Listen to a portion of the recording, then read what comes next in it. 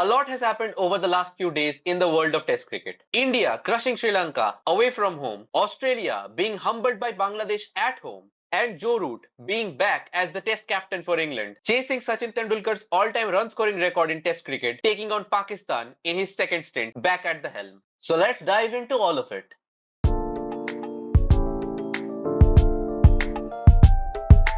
Before starting with our dominant victory over Sri Lanka in the first test match, in our last video we talked about the WTC mathematics. India needing to win 8 or 9 out of their remaining 9 games to qualify. Well, with Australia's shocking defeat to Bangladesh, the picture has shifted a bit.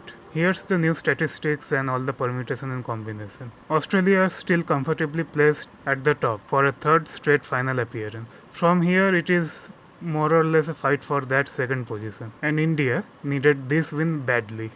It wasn't the cleanest performance, but not every victory needs to be flawless.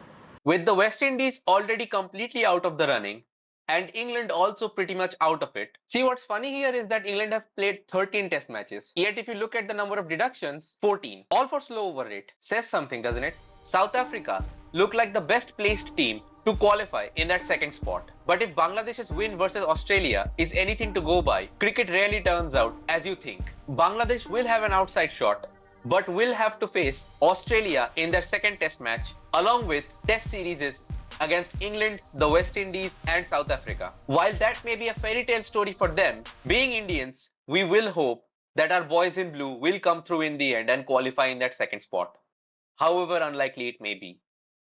Alright, let's shift our attention back to our men in blue.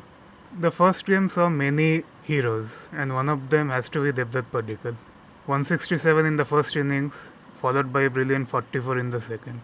And he has been in phenomenal form for well over a year now, across Ranji Trophy, Vijay Hazare, IPL, and finally, it is translating into the Test arena. Sai Sudarshan's injury turned out to be a very lucky break for Devdutt Padikkal, and maybe for Indian cricket too.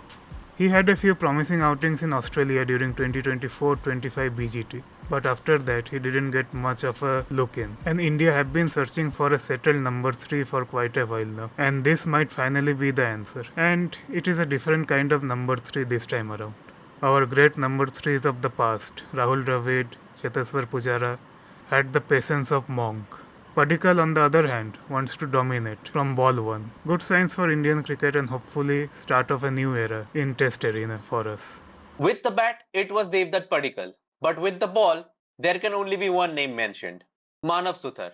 Picked for the first time in the Test squad in the match against Afghanistan, there was plenty of noise about a GT quota in the side when his name was first shown up. His performance since has gone a long way in silencing those doubters. He impressed straight away in his debut match against Afghanistan, but on his first big assignment away from home, he delivered a 10-wicket haul in the match. These are still early days for him in the Test squad, but the signs are promising, and Manav Suthar is making sure that the people and the selectors take notice. While these two may have been the headliners, supporting contributions came from all around the team. KL Rahul, Mohammad Siraj, Rishabh Pant, Ravindra Jadeja all chipped in with useful contributions. It was truly a well-rounded performance from the team. But if you have to be critical, then probably you will say Yashasvi Jaiswal and Shubman Gill missed out on a golden opportunity. But earlier we said that not every victory has to be flawless.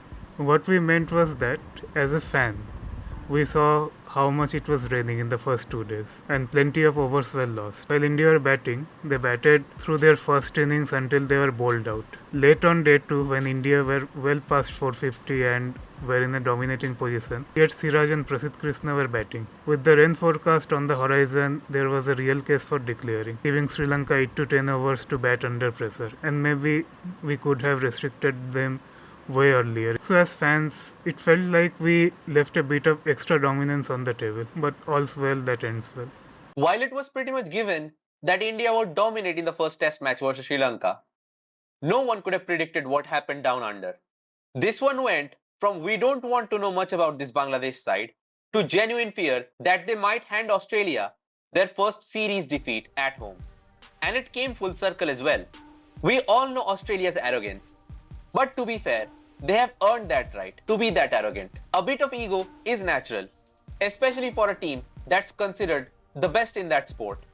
Arguably, one of the most dominant countries in world sport, period.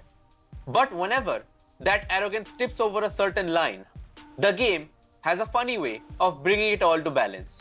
Young sensation Hassan Mahmood with a man of the match performance, running through the Australian batting lineup in both innings, 6 in the first and 3 in the second, finishing with a 9-wicket haul in Darwin. Alongside contributions from Mehdi Hassan Miraz, both with the bat and the ball, 65 with the bat in the first innings and 5 wickets in the second innings when Australia were at bat. Tanzit Hassan brilliantly anchored the match for Bangladesh in the first innings with a solid century. Between them and captain Najmul Shanto's brilliant contributions, these were the chief architects of Bangladesh's famous victory on Australian soil. Now there are a few things to consider. First of all, Australia hasn't played test match since the Ashes way back in January, and their recent ODI and T20 outings haven't been that great in Pakistan and Bangladesh. And secondly, Australia are an aging team. Smith, Stark, Hazelwood, Cummins, Lyon, all roughly in the same age bracket. And when they will go, they might go in bunch, within a few years to each other. There are genuinely tough days ahead for the Aussies, as they're yet to fully settle on the next generation of test batters and bowlers.